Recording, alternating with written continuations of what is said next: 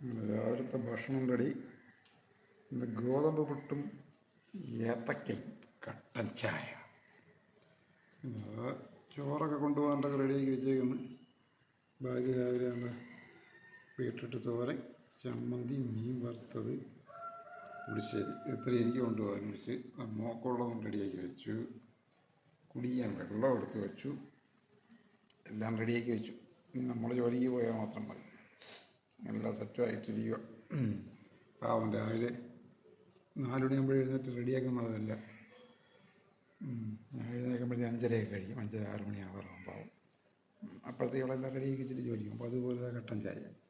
അപ്പോൾ എല്ലാവരും രാവിലെ ജോലിക്കൊക്കെ പോകാൻ റെഡിയാകുമെന്ന് വിശ്വസിക്കുന്നു. അപ്പോൾ എല്ലാവർക്കും നല്ലൊരു ശുഭദിനം. Good morning.